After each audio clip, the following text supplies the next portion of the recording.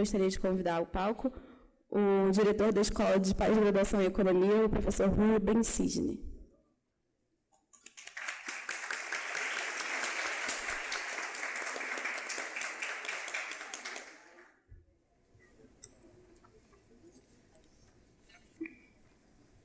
Boa tarde a todos. É um grande prazer recebê-los aqui. Eu tenho por rotina fazer palestra nas escolas de nível médio, principalmente no Rio de Janeiro, mas não somente no Rio de Janeiro. E com essas palestras eu tento falar um pouco sobre a profissão de economia e também falar um pouco sobre a escola. Eu vou dividir a apresentação com o professor José Feres, que é o coordenador da nossa graduação. Mas antes de começar, deixa eu só dizer que é uma imensa satisfação falar para as pessoas do nível de ensino médio, porque são as pessoas que estão agora com os olhos brilhando sobre as profissões e a sensação de que a gente possa contribuir um pouquinho no direcionamento, que depois vai dos 18 aos sei lá quantos anos, é de extrema felicidade para a gente. Bem, eu vou começar com uma cena de cinema. Eu vim falar sobre economia, mas vou começar com a cena de cinema. Talvez alguns de vocês já tenham visto o filme Uma Mente Brilhante. Uma Mente Brilhante, um ator... Qual é o nome do ator, Feres? Daqui a pouco a gente lembra. Fala sobre a vida do John Nash. John Nash foi uma das maiores cabeças do século passado. Só que teve uma vida um pouco tortuosa. Ele teve esquizofrenia muito séria a partir dos 26 anos, e toda a contribuição dele foi até a idade de 23, 24, onde ele foi genial, e depois, muito tempo depois, ele que, ao começar a esquizofrenia, causou uma certa apreensão em muitos, ele, muito tempo depois, recebeu, e vocês vão ver isso na cena do filme, que é muito comovente, o reconhecimento devido dos pares da vida científica em economia. Então, por favor, vamos passar o filme, tem que apagar a luz para ter a... He saw the world. Where's Nash? Out there, looking for his original idea. In ways that no one could imagine. This flies in the face of 150 years of theory. Congratulations, John. How big is the universe? Infinite. How do you know for sure? I don't, I just believe it. It's the same with love, I guess. Professor Nash. Seu reconhecimento. It's good to have you here, John.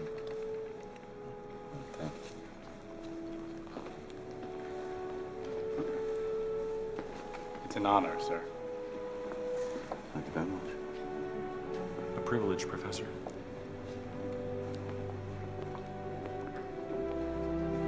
Professor.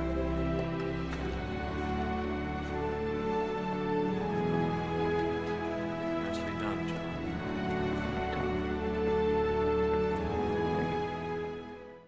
Bem, é tocante a cena, porque quem conhece de perto a vida do John Nash sabe que ele sofreu muito pelos anos de ostracismo que passou, mesmo já tendo feito contribuições geniais. Às vezes demora um pouco para que as contribuições sejam reconhecidas.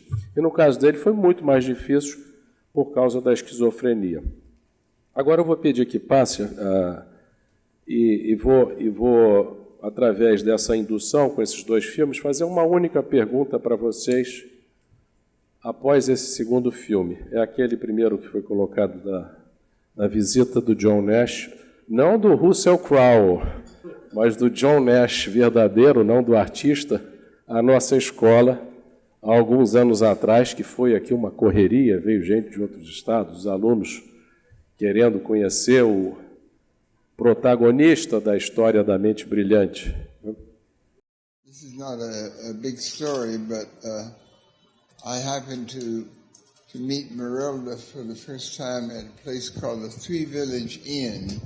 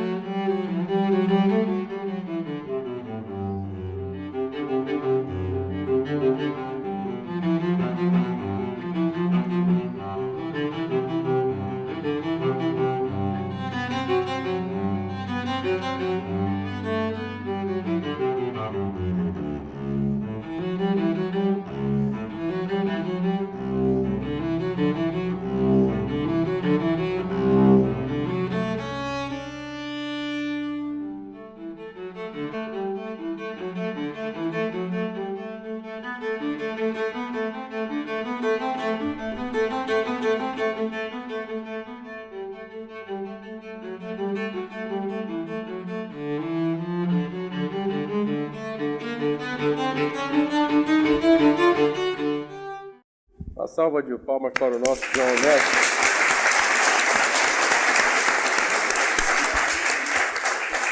Apenas uma pergunta eu vou fazer. É uma pergunta de resposta difícil. O professor John Nash já faleceu, infelizmente. Ele e a esposa estiveram conosco, depois voltaram para os Estados Unidos, pegaram um táxi entre Nova York e Princeton e teve um acidente e ele faleceu. Isso alguns anos, 2 ou 3 anos depois de nos visitar. A pergunta que eu queria fazer para vocês, que é muito importante, embora seja muito indireta, mas eu vou chegar lá por indução. Ele mora em Princeton, pegou um avião, primeiro pegou um carro para ir para Nova York, pegou um avião, foi para São Paulo, desceu no aeroporto de São Paulo, fez o traslado para pegar um outro avião para o Rio de Janeiro. No Rio de Janeiro pegou a linha vermelha, veio aqui nos visitar para falar para os nossos alunos. Bem, nós tivemos aqui na IPGE 12 visitas de agraciados com prêmio Nobel nos últimos 12 anos. Mas essa é especial porque o professor John Nash realmente merece a consideração, inclusive porque ele viajou muito adoentado. E a pergunta é a seguinte: se fosse um ministro da Fazenda que visitasse, alguém poderia dizer, mas ele precisa de apoio às ideias dele, para ele é muito importante ir para uma escola de economia reputada, porque com isso ele mostra que está aprendendo, etc. Okay. Se fosse até mesmo o presidente da República, mas é claro, ele quer um apoio político, ele quer se mostrar no meio estudantil, ele quer mostrar que ele está do lado da academia, isso fortalece um político. Mas não, eu estou falando de um cientista que está lá longe, não ganha um tostão, porque nenhuma dessas 12 visitas nós jamais pagamos um tostão para qualquer agraciado com prêmio Nobel. Uma pessoa que tem convites de todo mundo, do Japão, da Argentina, da Alemanha, dos Estados Unidos, e faz essa viagem. Né? Será que é porque ele precisa passar as ideias dele? Não, porque isso eu posso pegar no YouTube, posso pegar as ideias em bancos de dados. Então, a pergunta para vocês é: por que ele fez isso? De deixar os parentes, deixar a sua casa, deixar a sua cidade, pegar um avião para ir para cá, para ir para lá, para estar aqui conosco na Fundação Getúlio Vargas, acolhido pelos alunos da IPGE. Alguém pode me responder? Bem, eu vou arriscar uma conjectura. Ele fez isso porque ele é atraído por uma coisa que é uma palavra crucial nesse momento da vida de vocês. Chama-se pesquisa. Pesquisa. Me dá muita tristeza ver melhores alunos de melhores turmas, dos melhores colégios, trilhando caminhos ligeiramente diferentes na aparência, mas muito diferentes no conteúdo, e fazendo com que as suas vidas vão de forma totalmente diferente. Por quê?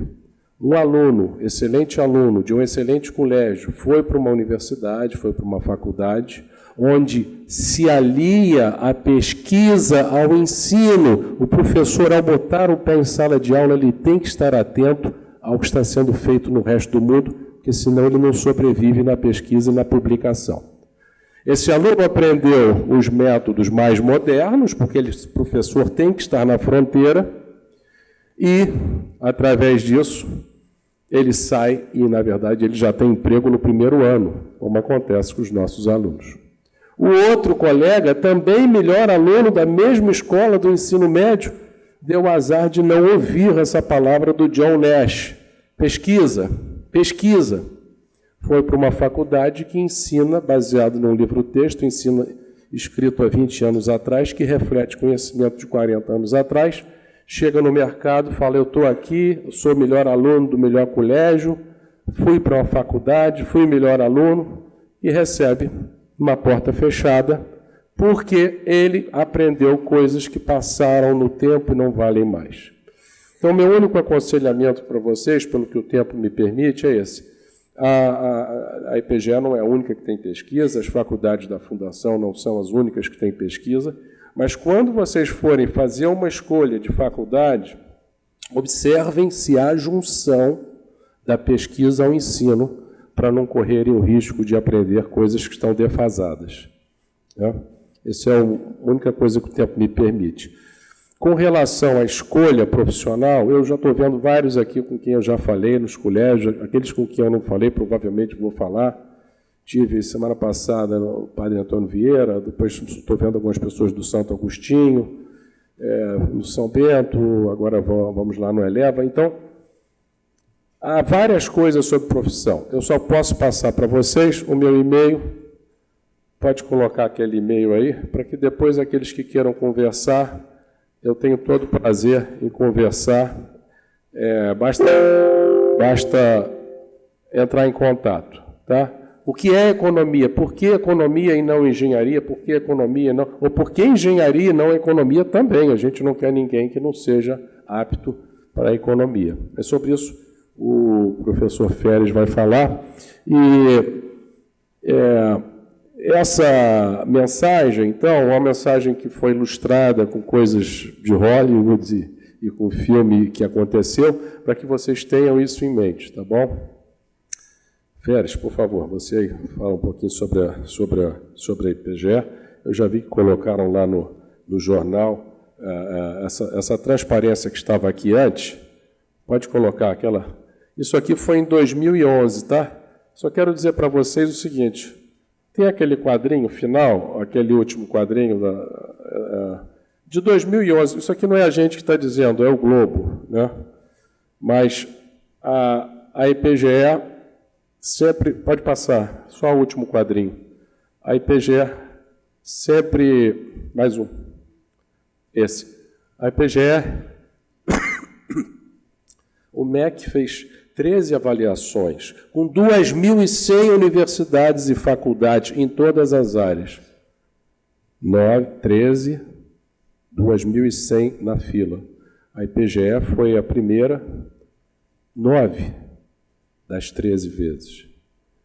Então, eu quero dizer isso porque eu vejo que tem muita gente que fica com medo. Professor, eu nunca vou conseguir, é um troféu, todos os meus amigos querem ir para a IPGE, mas sabe que é muito difícil.